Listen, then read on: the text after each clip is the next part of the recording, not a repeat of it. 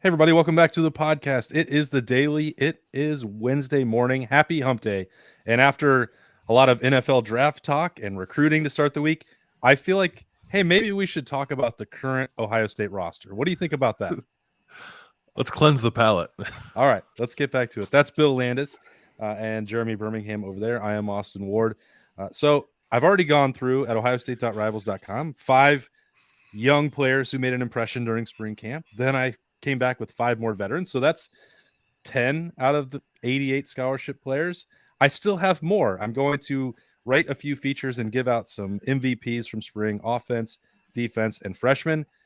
And we all get to make some picks. Guess what? These guys didn't know that that's what we were going to do. But that makes it even better because you know that it'll be legit and on the top of their mind. And you can place your bets right now, get them in, get your units out there if you think that Bill is going to pick an offensive lineman as the spring MVP. Probably not.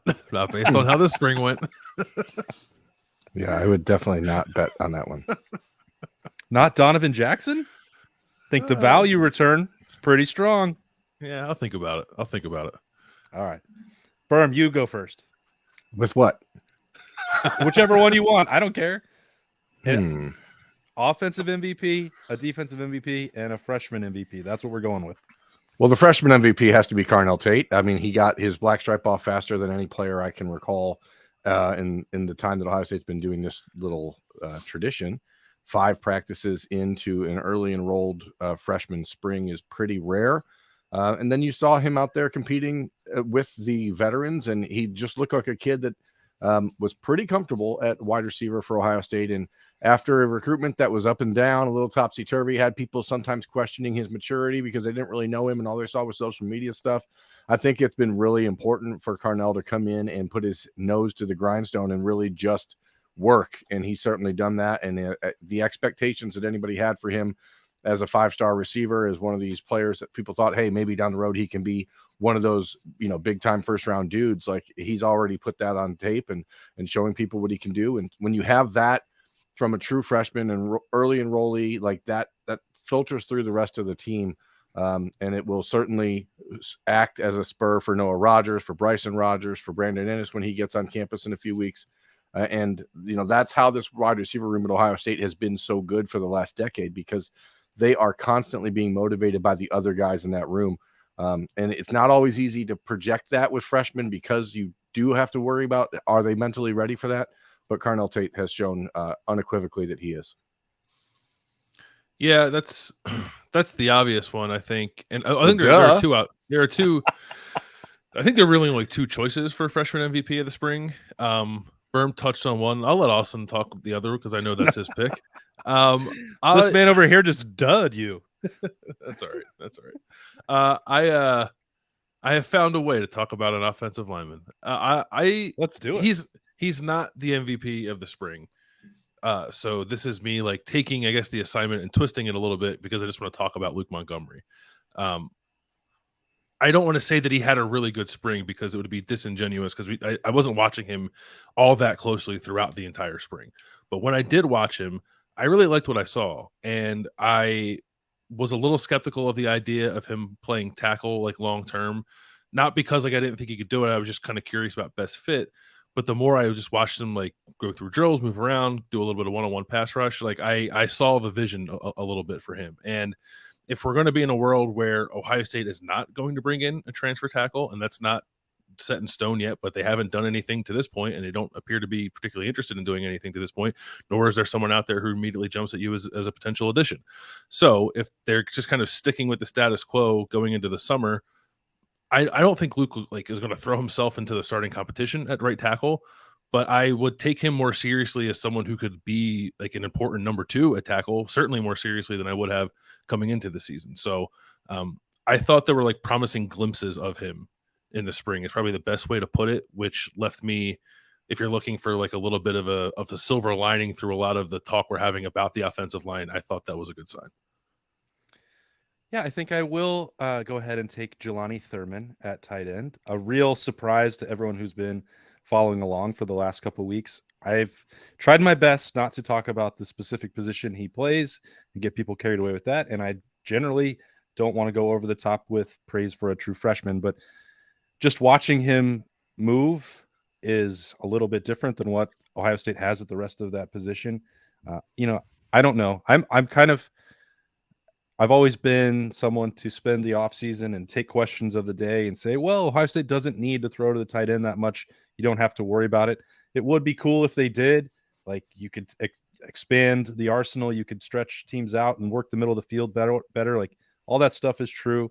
I don't know if it'll actually happen or not, but I know that Jelani Thurman is more than capable of doing so.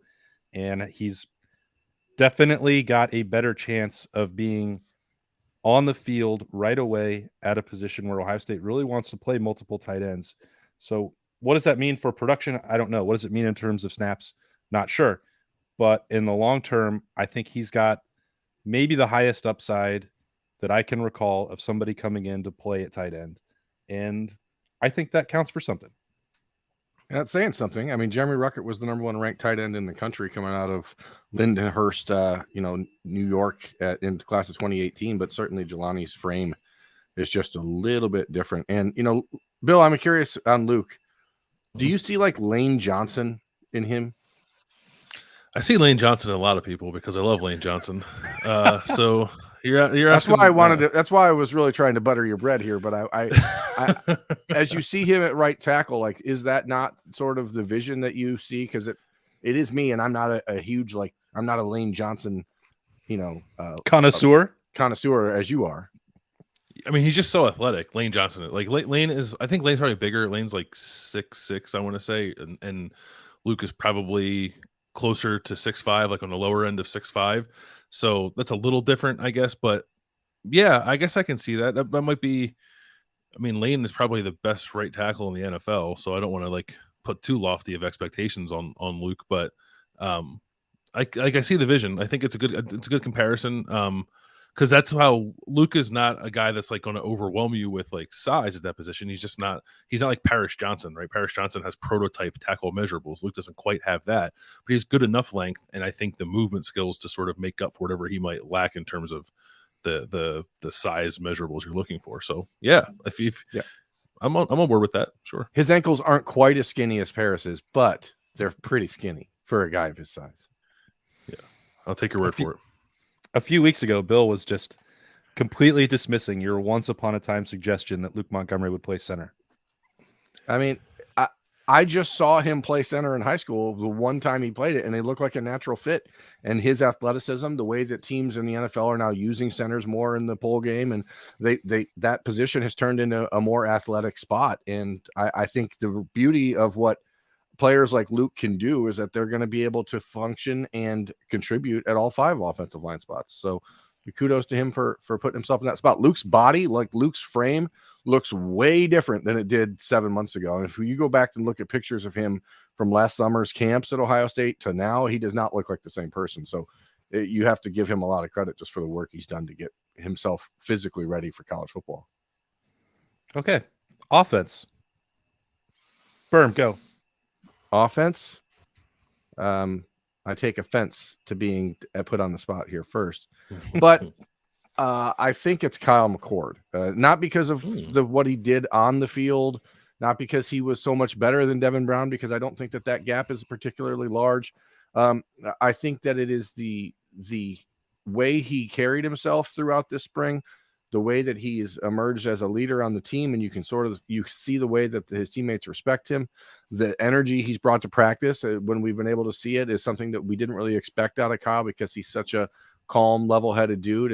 But you see him, running in touchdowns and throwing the ball to the ceiling and getting, pumped up. And I think it's just super important for Ohio State, if they're going to have a chance to meet their ultimate goals in this 2023 season, that Kyle McCord is as good as everyone thought he was going to be when he was a 5-star quarterback coming out of high school.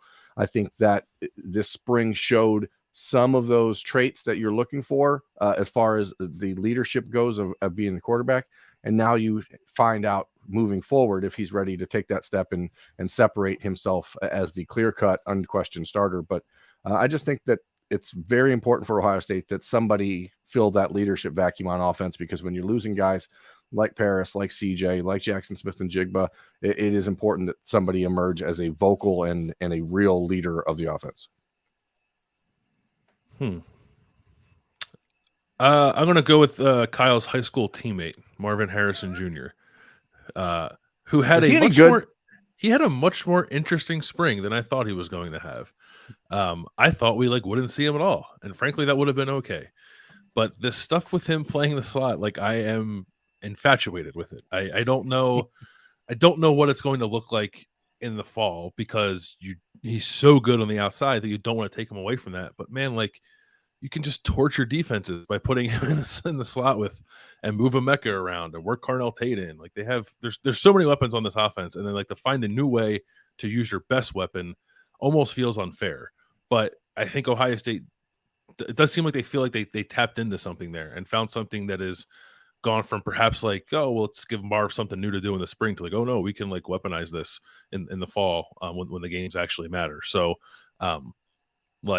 he's the best player in college football. I don't know how much room there was for him to actually get better this spring. He probably did. I'm sure he'll tell you he left some stuff on the table and wants to attack it even more. But from a schematic standpoint, I think that him in the slot does a lot for this offense, especially in a world where they're going to have a new quarterback, because it's not the worst thing in the world to move Marvin Harrison Jr. closer to that new quarterback.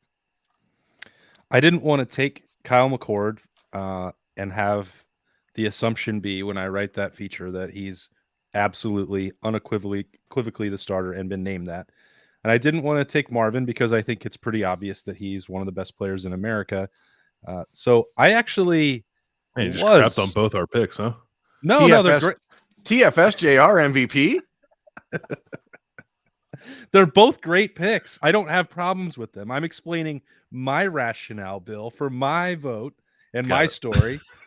And you already wrote about Marvin in the slot, and I already wrote a Kyle McCord story, so that seems a little bit redundant. So I actually am taking an offensive lineman, and it actually is the person that I name dropped, Donnie Jackson, DJ, Big Donovan, whatever we're supposed to call him moving forward. I didn't get any clarity on that.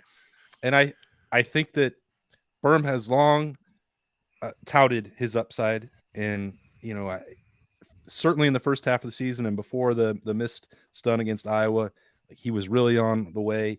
I think he's had to grow a little bit through that adversity, and he's come out on the other side. Physically, he's impressive as they come.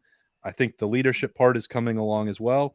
And once Ohio State had to take him out of the lineup, that's when it really solidified how important he is, because the drop off, whether that's directly at guard or what happens when they start having to move some pieces around at tackle, I think that his value above replacement player is the highest on Ohio State's team.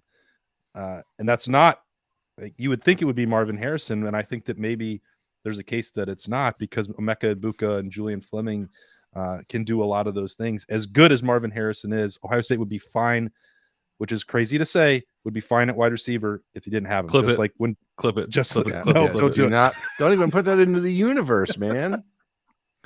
What happened last year when Jackson got hurt? Ohio State is equipped. I'm not. I'm sorry. I know what you're saying. I think. Yeah, I hear what you're saying. Because Donovan Jackson is very good, but they don't have. Let's say Donovan Jackson was the best guard in college football. I don't know if he is. He certainly could be. They don't have the second best guard in college football on their team, and they have the best receiver and probably the second best receiver in college football on their team. So I get it makes sense. Yeah, thank you for rescuing me and throwing that life vest out here when I was drowning in something that I'll definitely regret saying immediately tomorrow when people are in the comments. But that's how I feel. Donovan Jackson, especially because I left spring, and I don't think this will happen. We've kicked around this idea. Could he be an emergency tackle for Ohio State, Donovan Jackson? I don't think that will be what Ohio State does, but the fact that it became more of a consideration, at least in my mind, was just a reminder of how good I thought he was in spring and how good and important he will be in the fall. Yeah. I mean, he's certainly the most important offensive lineman on the team right now, because as you said, I don't think you can replace him comfortably or quickly or adequately or at all. That about sums it up. Yeah. Irreplaceable DJ. I think it's D-Jack. Donnie Jack. Donnie Jack. Donnie Jackso. We'll figure so, it out. We'll just call him something different. Are we talking about defense now? Yeah. Sure. Yeah. This one's a little challenging, but I'm going to just get ahead of it and bite the bullet here so that somebody else doesn't have to do it. And that's Josh Proctor. We really didn't even consider Josh Proctor as a potential or possible return to the Ohio State roster following last season for a number of reasons. Like, even if he was going back to college football, like, everyone's like, well, he's certainly not going to do it at Ohio State. He'll take his 60 year somewhere else. And then all of a sudden he's back at Ohio State, never really. And from when we talked to him on campus, a week before pro day, like, he was like, I never thought about leaving. I don't know why anyone ever thought I would try to leave. Like, really? What's going on here? But who knows? I'm not sure that's who knows correct. what's true. Who knows what's true, Austin? There's a very specific reason that I didn't think he was coming back to Ohio State. And yes, but obviously leave it at people's that. Opinions and minds change over time, right? But regardless, he's been good. He's been healthy. He's been a leader out there. He's out there with first team, and is all the conversation about safety. And if Cam Martinez or Jihad Carter or how Sonny Styles fits in, where they move Lathan Ransom to, like, nobody's talking about, well, let's move Josh Proctor. Like, it seems like he's pretty entrenched in that spot.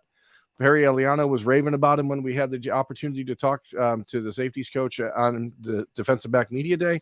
The other guys on the roster are saying it seems like he's elevated his game and his preparation. And if he is anywhere near the player that he can be just because of his physical tools, then he is going to be a destroyer of offenses. And I think that if you get that out of him, that's a bonus that nobody would have ever expected Ohio State had coming back this year. I think it's a good pick, and a good, like, tip of the hat to a guy that I think people would be really excited if it, like, finally clicked for him. I know I would be. But Mike Hall was the spring MVP for the defense. They had to pull the man off the field so they could run plays. Unblockable. Yeah, they had to do that against Michigan State too. That's what it was. We weren't thinking of it back then. He only played 6 snaps because they were trying to be nice to Mel Tucker.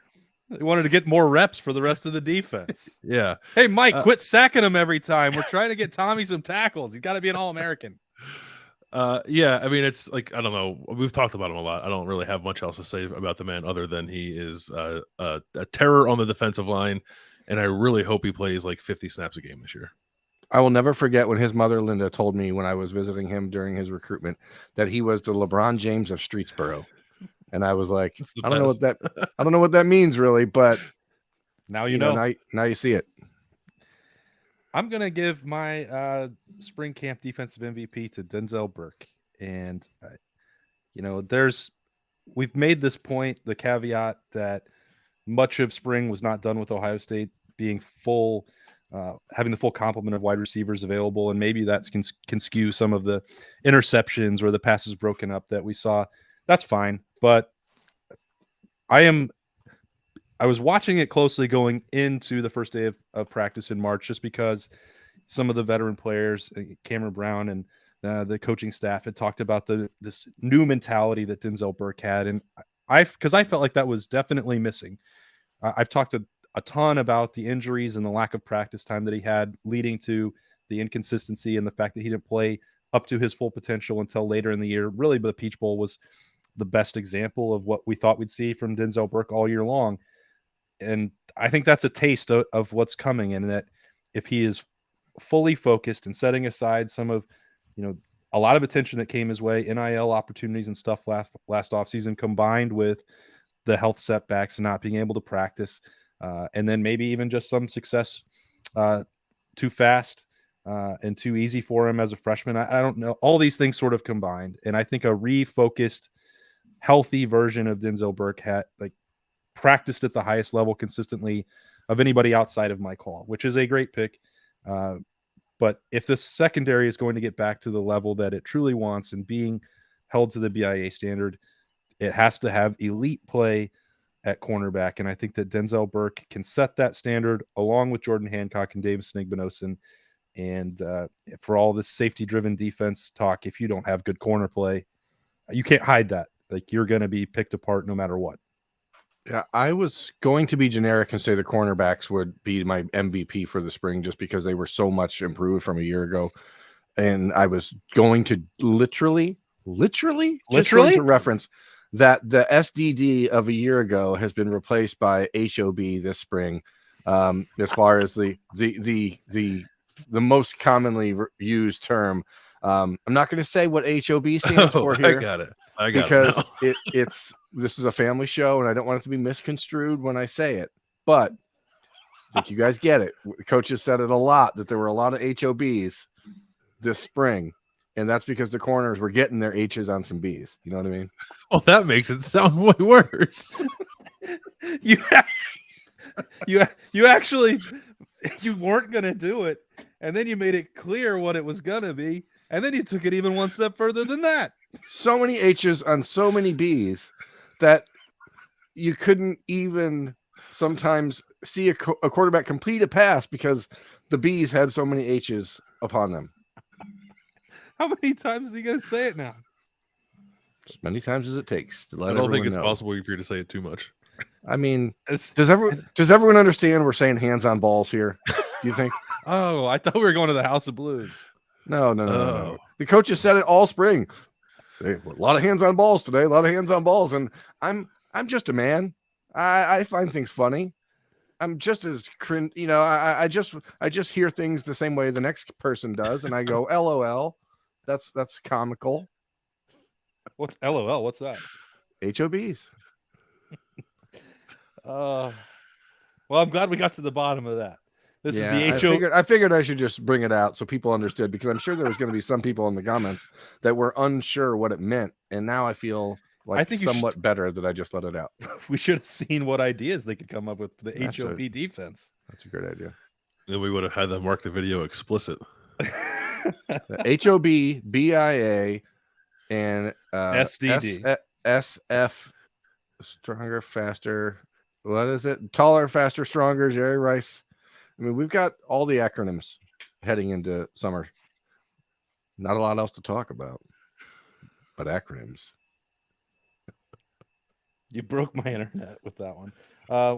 Let's get out of here. This has been the Podcast Daily for Wednesday. We hope you had a great time. Keep your H's off everyone else's B's out there in the streets. Unless you're a cornerback. Even still, let's probably just practice self-restraint out there. NFL draft starts on Thursday. We'll have some coverage from that. Bill's got some interviews and insight lined up for that. Then Berman and I will be hitting the road for some coverage as well. So stay tuned for all of that on the podcast and OhioState.rivals.com. For Bill and Berman, I'm Austin. We'll talk to you later.